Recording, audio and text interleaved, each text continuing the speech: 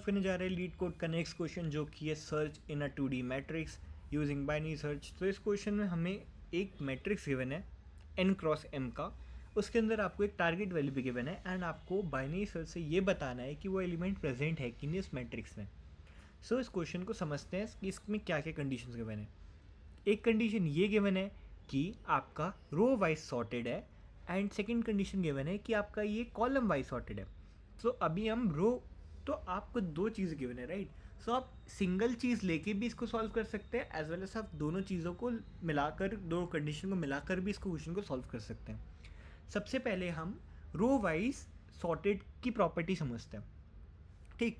तो कभी भी आप इस क्वेश्चन को देखोगे तो सबसे पहले आपके दिमाग में ये आना चाहिए कि अगर मैं इस रो में ढूंढता हूँ कोई एलिमेंट, अगर आप कहीं पे जाते हो एंड कुछ ढूंढते हो तो वो जो जो आप ढूंढ रहे हो वो आपके स्टार्टिंग से बड़ा होना चाहिए एंड वो आपकी रेंज में लाई करना चाहिए। बेसिकली आपकी एक रेंज में लाई करना चाहिए ना। फॉर एग्जांपल आप ढूंढ रहे हो 10 और आप उसको रेंज में ढूंढ रहे हो 1 से 5 के बीच में, तो आपको कभी मिलेगा ही नहीं। तो इस लॉजिक को आप याद रखना, ठीक।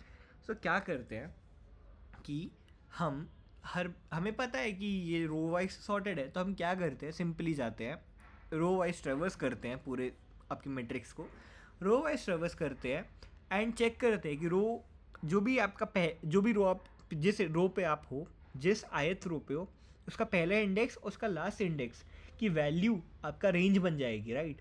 उस रेंज के बीच में अगर आपका टारगेट आता है तो बाइनरी सर्च कर दो, जिससे आपको ये पता चलेगा कि उसमें है कि नहीं। आप अगर आपकी उस रेंज में है ही नहीं तो आप उसको क्यों फाइंड करोगे, तो वो आपकी एक्स्ट्रा टाइम कॉम्प्लेक्सिटी को एनहांस करेगा राइट। सो इसको नहीं करेंगे, सिंपली आप को जब जैसे ही वो रेंज मिल जाए तो आप उसको सॉल्व कर दीजिएगा, आप बाइनरी सर्च को रन कर दीजिएगा। जैसे ही आपको मिल जाएगा वो आपका सक्सेसफुली सबमिट हो जाएगा कोड राइट। सो हम देखते हैं क्या किया हमने। सबसे पहले हमने टारगेट रेंज के बीच में चेक किया है हमारी टारगेट वैल्यू को। जैसे ही हमें रेंज के बीच मिलेगा उस रो को हमने एक टेम्परेरी वेक्टर में स्टोर किया है एंड देन हम उस वेक्टर से पे बाइनरी सर्च किया है यूजिंग द टारगेट, और हम इस बाइनरी सर्च में ट्रू एंड फॉल्स रिटर्न कर रहे हैं क्योंकि इस क्वेश्चन का जो आउटपुट है वो भी आपको ट्रू एंड फॉल्स में ही देना है। सो बाइनरी सर्च किया हमने, सिंपली बाइनरी सर्च कंप्लीट किया है जिसमें हमने जो आपका वेक्टर है उसको ट्रेवर्स किया है एंड हमने टारगेट के बेस में उससे वैल्यू फाइंड आउट करने की कोशिश की है।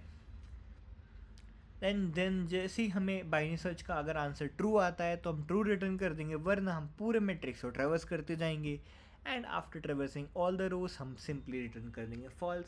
अगर आपको मिल जाता है एलिमेंट तो वो ऑलरेडी ट्रू रिटर्न हो जाएगा, एल्स अगर नहीं मिलता है तो आपको फॉल्स रिटर्न करना पड़ेगा।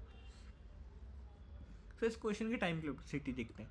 टाइम कॉम्प्लेक्सिटी ये होगी कि बिग O ऑफ n, आपका रो ट्रेवर्स तो कर ही रहे हो आप।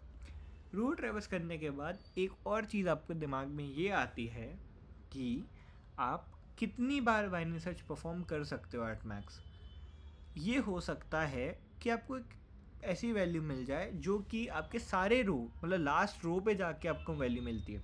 सो टेक्निकली देखा जाए तो आप ये भी हो सकता है कि आप n टाइम्स करते हो, n टाइम्स आप बाइनरी सर्च परफॉर्म करते हो, तो वो हो जाएगा log n log m। Okay, so n log m आपका टाइम कॉम्प्लेक्सिटी हो जाती है इस क्वेश्चन की।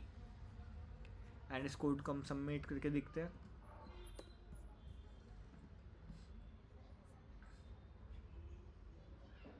सो हमारा कोड एक्सेप्ट हो चुका है, इस कोड को सबमिट करते हैं।